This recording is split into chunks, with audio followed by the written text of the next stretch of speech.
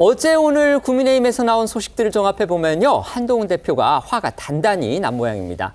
전직 대통령실 행정관, 지금은 모 금융기관의 감사로 있다고 하는데요. 이 사람이 김건희 여사를 주 타깃으로 삼아서 아주 정권을 집요하게 괴롭혀왔던 한 친야 매체 인사한테 한동훈 대표의 공격을 요청하는 그런 내용이 담긴 녹취록이 공개된 게 계기입니다.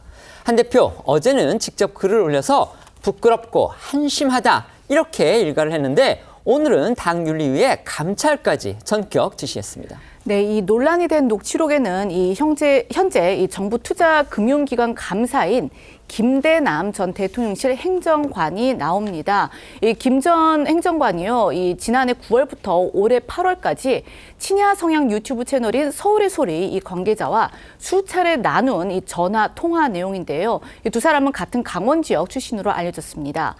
이 서울의 소리 측에서 공개한 해당 녹취록에서 일단 가장 문제가 되고 있는 부분은요, 이 올해 국민의힘 전당대회를 앞두고 김 전 행정관이, 물론 이제 그때 당시에는 김 전 행정관이 대통령실을 나온 상황이긴 했습니다. 근데 이제 당시에 김 전 행정관이 서울의 소리 관계자에게 이 한동훈 대표가 김건희 여사의 문자 메시지를 읽지도 또 답하지도 않았던 그 사건을 거론을 하면서 여사가 한 대표 때문에 진짜로 죽으려고 한다. 너희가 그러니까 서울의 소리 측이 그걸 좀 잘 기획을 해서 한동훈 대표를 치면 여사가 좋아할 것이다. 이렇게 말한 부분입니다. 그러니까 이 내용만 놓고 본다면요, 여권 인사가 다른 것도 아닌 이 정권을 집요하게 공격하고 괴롭혀온 친야 진보 성향의 유튜브 채널한테 한동훈 대표를 공격해 주도록 사주한 것 같은 그런 인상을 받을 수밖에 없습니다. 맞습니다. 게다가 국민의힘은요, 이 김 전 행정관이 금융기관 취업 이후에도 여전히 이 당적을 지는 당원이라는 사실을 확인을 했다고 하는데요. 이에 한 대표가 이 김 씨에 대한 당 자체 이 감찰을 지시한 것으로 오늘 오전 알려졌습니다. 한 대표는 그리고 어제는 SNS를 통해서 이 국민들과 당원들께서 어떻게 보실지 부끄럽고 한심하다라고 했습니다. 김 전 행정관에 대한 이 감찰 착수 소식, 당 수석 대변인의 입을 통해서도 공식 발표가 됐는데요. 그러니까 당원이기 때문에 해당 행위에 해당할 수 있다는 부분이죠. 어쨌든 한 대표가 직접 김 씨에 대한 감찰을 지시했는지 이 부분에 대해서는 즉답을 피하면서도 당 대표와 당내에서 김 씨에 대한 감찰 필요성에 공감대가 형성됐다라고 밝혔습니다. 들어보시겠습니다. 당원이 당대표 후보가 될 수 있는 분에게 좌파 언론에 사죄를 해서 비판이나 공격을 한다는 것 자체는 사실은 해당 행위에 들어갈 수밖에 없다고 저희는 판단합니다. 대표님이 좀 직접 말씀을 하신 건지 감찰 지시 자체는? 당내에서는 당대표뿐만 아니라 당내에서는 그 당내 절차가 감사 절차가 필요할 거라는 거에는 공감대가 형성되어 있습니다. 네, 김 전 행정관 측은 조금 전에 입장문을 내고요. 당원들에게 진심으로 숭고하다고 말을 했습니다. 서울의 소리 측에서 녹취를 짜깁기 해서 이를 키우고 있는 게 팩트라고 해명을 했습니다. 그러면서 김 전 행정관은 당을 떠나겠다면서 탈당을 선언을 한 상태입니다. 김 전 행정관 측의 입장문 조금 더 소화를 해드리겠습니다. 이제 변호사를 통해서 낸 부분인데요. 일단 의뢰인과, 그러니까 의뢰인이라는 거는 김대남 씨를 말하는 거겠죠. 관련한 억측이 난무하고 있다. 그다음에 모 유튜브 방송이 짜깁기한 불법 녹음 등이 당정 갈등에 적극적으로 활용되고 있다. 이렇게 얘기를 했습니다. 그러면서 이렇게 얘기를 했습니다.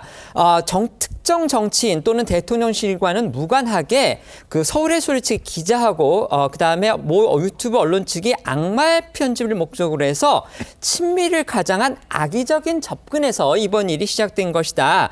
따라서 이것 때문에 당 과정이 갈등 상황에 빠지는 건 그들이 원하는 대로 움직이는 것 외에는 아무 일도 아닐 것이다. 이렇게 얘기를 했습니다.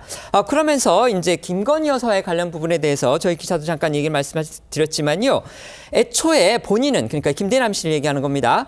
김건희 여사와 연락이 전혀 되지 않는 사람이었고 이를 해당 언론 기자에게도 몇 번이나 언급해서 기자도 그 사실을 이미 잘 알고 있었는데도 불구하고 이렇게 악의적인 영상으로 편집해서 계속 일을 키우고 있다. 이게 팩트다. 지금 이렇게 주장을 하고 있습니다. 그러면서 또 당원으로서 다른 후보자를 돕는 위치, 그러니까 지난 대표 경선 때 얘기를 하는 겁니다.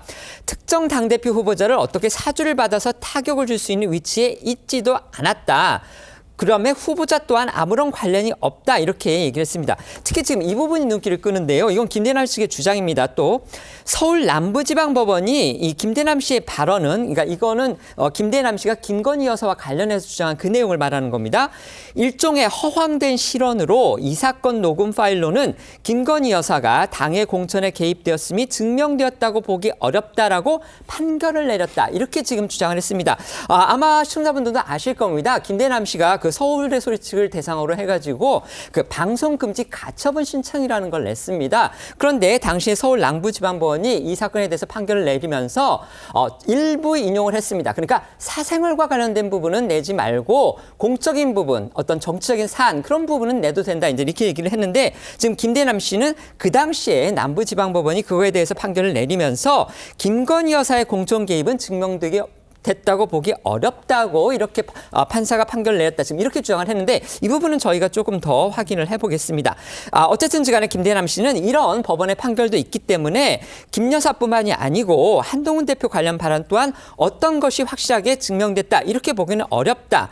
이렇게 법적으로 이미 판단된 사항을 계속 정치적으로 사용하는 건 법원 판단이나 김대남 본인의 의사와는 전혀 다르게 상황이 흘러가는 것이다.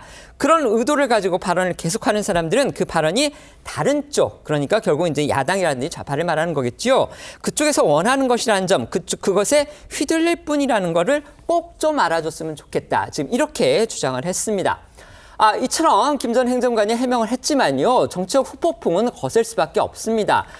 김 전 행정관 지난 대선 당시에 윤석열 캠프에 합류를 했고요. 그러고 나서 대통령실에서 이제 행정관을 지냈습니다. 그리고 지난 당대표 전당대회 때, 그러니까 7월이었죠. 그때는 나경원 후보의 캠프에서 또 활동을 했습니다. 때문에 친한계에서는 이 김 씨의 공격 사주 그 배후에 대통령실 또는 여당의 다른 인사가 있는 거 아니냐. 지금 이렇게 의심을 하고 있는 겁니다. 결국 이 김 씨의 발언이 여권의 자중질환으로까지 비화할 조짐 이걸 보이고 있는 겁니다. 맞습니다. 김 전 행정관은 건설업계에 종사를 하다가 지난 대선 때 윤석열 캠프에 합류한 인물로 알려져 있죠.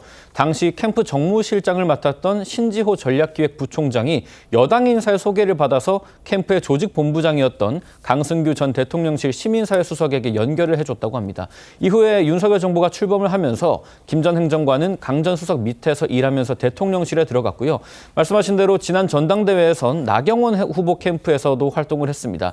이런 김 전 행정관의 이력에 친한계에서는 김 전 행정관의 돌발적인 개인 행동이 아닐 것이다. 배후가 있는지 어떤 공작이 있었는지 명명백백하게 밝혀져야 한다는 주장을 쏟아내고 있습니다. 특히 이 김 전 행정관이 서울의 소리 관계자에게 한 대표가 당 비대위원장이던 시절 당비 70억 원을 들여서 대선을 위한 여론조사를 했다고 주장한 뒤에 서울의 소리에서 한동훈 당비 횡령 유용 의혹 제기라는 제목의 콘텐츠를 내보내면서 김 전 행정관이 직접 관련 자료를 줬다고 주장한 점을 의심하며 그게 사실도 아니지만 어떻든 대외비인 당비 용처 관련 자료가 김 씨에게 넘어간 것이냐, 어떻게 넘어간 것이냐, 배후가 없다면 불가능하다고 주장을 했습니다. 여권에서는요, 친한계가 겨냥한 배후가 사실상 대통령실일 거라는 해석이 많은데요. 이 때문에 이번 사건이 당정 갈등의 새로운 뇌관으로 떠오를지 주목하고 있습니다. 친한계 김종혁 최고위원은 김대남 전 행정관을 선택한 자리로 보내줄 정도로 막강한 실력자는 누구냐면서 이 배후를 의심하고 나섰고요. 역시 친한계인 신지호 전략기획부총장 역시 한 대표를 공격한 김 전 행정관의 행동이 이 조직 플레이인지 밝혀야 한다. 이렇게 목소리를 높였습니다. 하지만 신주호 부총장은요. 앞서도 전해드렸던 대로요. 사실상 이 김대남 씨를 처음 현 여권에 들인 그런 인물이기도 합니다. 신 부총장 그래서 자신이 이 김 전 행정관과 보다 깊이 연루됐다. 이런 의혹을 정면으로 부인하면서 발끈하기도 했습니다. 네, 신 부총장은 일각에서 자신이 김 전 행정관을 대통령실에 추천했다는 식의 의혹이 나오는데 이는 유언비어라면서 단순히 소개받아서 연결해 준 것뿐이다라고 했습니다. 친한계 목소리 들어보시죠. 김건희 여사하고의 9시간 녹취록을 공개해서 정말 저희 그 후보 진영을 거의 초토화시켜놨던 건데 아무리 그 사람이 자기 고향 후배라고 하더라도 그분하고 무려 11개월간이나 계속 전화를 주고받았고 그 정도의 정무 감각이나 그 정도의 보안의식 이걸 가지고 어떻게 용산에 있었지라는 생각이 일단 들어서 상당히 충격을 받았고요. 이완용은 나라를 팔아먹었잖아요. 이 김대남 씨는 진영을 팔아먹었어요. 진영을 팔아먹은 이런 행위가 예. 단독 범행이었는지 아니면 조직 플레이였는지 이게 굉장히 중요한 거 아닙니까? 예. 총선 백서팀이 조사 과정에서 그 지득한 내용입니다. 그런데 김대남 씨는 당원이기는 하나 당에서 무슨 당직을 맡아서 활동한 적도 없고 그 어떻게 알아가지고 이거를 이명수에게 이거 보도하라고 사주를 했는가? 이거는 심각한 범죄 행위라고 봅니다.